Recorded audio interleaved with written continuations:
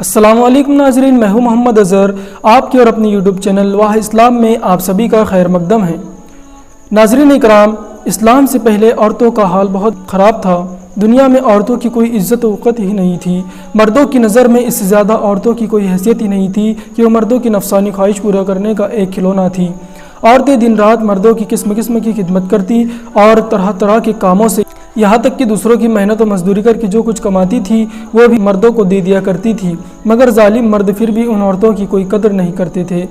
بلکہ جانوروں کی طرح ان کو مارتے پیٹتے تھے۔ ذرا ذرا سی بات پر عورتوں کے کان، ناک وغیرہ اعضاء کاٹ لیا کرتے تھے اور کبھی کبھی قتل بھی کر ڈالتے تھے۔ عرب کے لوگ لڑکیوں کو زندہ دفن کر دیا کرتے تھے اور باپ کے مرنے کے بعد اس کے لڑکے جس طرح باپ کی جائیداد اور سامان کے مالک ہو جایا کرتے تھے، اسی طرح اپنے باپ کی بیویوں کے بھی مالک بن جایا کرتے تھے اور ان عورتوں کو زبردستی لونڈیاں بنا کر رکھ لیا کرتے تھے۔ عورتوں کو ان کے ماں باپ، بھائی بہن یا شوہر کی میراث میں سے کوئی حصہ نہیں ملتا تھا، نہ عورتیں کسی چیز کی مالک ہوا کرتی تھی۔ عرب کے بعض قبیلوں میں یہ ظالمانہ دستور تھا کہ بیوہ ہو جانے کے بعد عورتوں کو گھر سے باہر ایک چھوٹے سے تنگ و تاریک جھوپڑے میں 1 سال تک قید میں رکھا جاتا تھا۔ وہ جھوپڑے سے باہر نہیں نکل سکتی تھی، نہ غسل کر سکتی تھی، نہ کپڑے بدل سکتی تھی۔ کھانا پینا اور ساری ضرورتیں اسی جھوپڑے میں پوری کرتی تھی۔ بہت سی عورتیں تو گھٹ گھٹ کر مر جاتی تھی اور جو زندہ بچ جاتی تھی تو 1 سال کے بعد ان کے آنچل میں اونٹ کی میگنیاں ڈال دی جاتی تھی اور ان کو مجبور کیا جاتا تھا کہ وہ کسی جانور کے بدن سے اپنے بدن کو رگڑے، پھر سارے شہر کا اسی گندے لباس میں چکر لگائے اور ادھر ادھر اونٹ کی میگنیاں پھینکتی ہوئی چلتی رہے۔ یہ اس بات کا اعلان ہوتا تھا کہ ان عورتوں کی عدت ختم ہو گئی ہے۔ اسی طرح کی دوسری بھی طرح طرح کی خراب اور تکلیف دہ رسمیں تھیں جو غریب عورتوں کے لیے مصیبتوں اور بلاؤں کا پہاڑ بنی ہوئی تھی، اور بیچاری مصیبت کی ماری عورتیں گھٹ گھٹ کر اور رو رو کر اپنی زندگی کے دن گزار رہی تھی۔ اور ہندوستان میں تو بیوہ عورتوں کے ساتھ ایسے ایسے دردناک ظالمانہ سلوک کیے جاتے تھے کہ جن کو سوچ کر کلیجہ منہ کو آ جاتا ہے۔ ہندو دھرم میں ہر عورت کے لیے فرض تھا کہ وہ زندگی بھر قسم قسم کی خدمتیں کرے، پتی پوجا، شوہر کی پوجا کرتی رہے اور شوہر کی موت کے بعد اس کی چتا کی آگ کے شعلوں میں زندہ لیٹ کر ستی ہو جائے، اور شوہر کی موت کے بعد اس کی چتا کی آگ کے شعلوں پر زندہ لیٹ کر ستی ہو جائے، یعنی شوہر کی لاش کے ساتھ زندہ عورت بھی جل کر راکھ ہو جائے۔ غرض پوری دنیا میں بے رحم اور ظالمانہ مرد عورتوں پر ایسے ایسے ظلم و ستم کے پہاڑ توڑتے تھے کہ ان ظلموں کی داستان سن کر ایک درد مند انسان رنج و غم سے ٹکڑے ٹکڑے ہو جاتا ہے۔ ان مظلوم اور بے کس عورتوں کی مجبور و لاچاری کا یہ عالم تھا کہ سماج میں نہ ان عورتوں کی کوئی حقوق تھے، نہ ان کی مظلومیت پر داد و فریاد کے لیے کسی قانون کا کوئی سہارا تھا۔ ہزاروں برس تک یہ ظلم و ستم کی ماری دکھیاری عورتیں اپنی اس بے کسی اور لاچاری پر روتی، بلبلاتی، آنسو بہاتی رہتی، مگر دنیا میں کوئی بھی ان عورتوں کے زخموں پر مرہم رکھنے والا اور ان کی مظلومیت کی آنسوؤں کو پہنچنے والا دور دور تک نظر نہیں آتا تھا۔ نہ دنیا میں کوئی بھی ان کے دکھ درد کی فریاد کو سننے والا تھا، نہ کسی کے دل میں ان عورتوں کے لیے بال برابر بھی رحم و کرم کا کوئی جذبہ تھا۔ عورتوں کے اس حال زار پر انسانیت رنج و غم سے بے چین اور بے قرار تھی، مگر اس کے لیے اس کے سوا کوئی چارہ نہیں تھا کہ وہ رحمت خداوندی کا انتظار کرے۔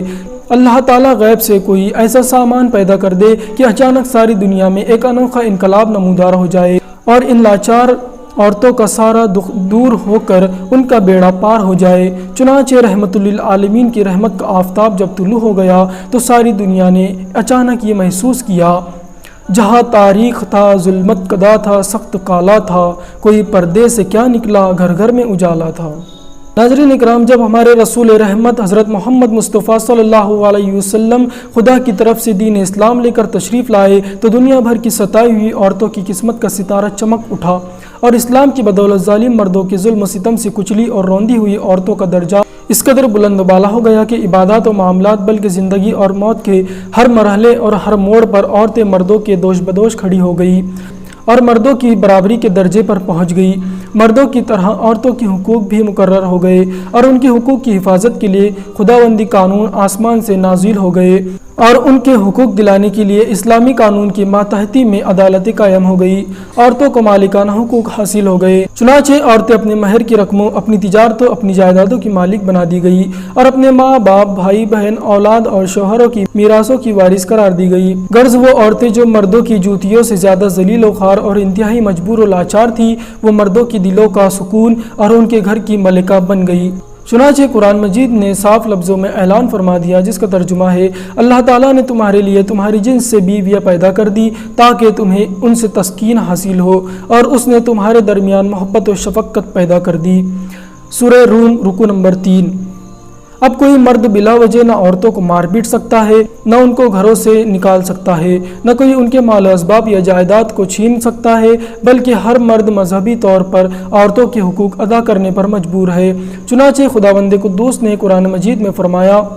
وَلَهُنَّ مِثْلُ الَّذِي عَلَيْهِنَّ بِالْمَعْرُوفِ، ترجمہ، عورتوں کے مردوں پر ایسے ہی حقوق ہے جیسے مردوں کے عورتوں پر اچھے سلوک کے۔ سورہ بقرہ رکوع نمبر 28۔ اور مردوں کے لیے یہ فرمان جاری کر دیا، وَعَاشِرُوهُنَّ بِالْمَعْرُوفِ، ترجمہ، اور اچھے سلوک سے عورتوں کے ساتھ زندگی بسر کرو۔ سورہ نساء رکوع نمبر 3۔ تمام دنیا دیکھ لے کہ دین اسلام نے میاں بیوی کی اجتماعی زندگی کی صدارت اگرچہ مرد کو عطا فرمائی ہے اور مردوں کو عورتوں پر حاکم بنا دیا ہے، تاکہ نظام خانداری میں اگر کوئی بڑی مشکل آن پڑے تو مرد اپنی خداداد طاقت و صلاحیت سے اس مشکل کو حل کر دے۔ لیکن اسی کے ساتھ ساتھ جہاں مردوں کے حقوق عورتوں پر واجب کر دیے ہیں، وہاں عورتوں کے بھی کچھ حقوق مردوں پر لازم ٹھہرا دیے ہیں۔ اس لیے عورت اور مرد دونوں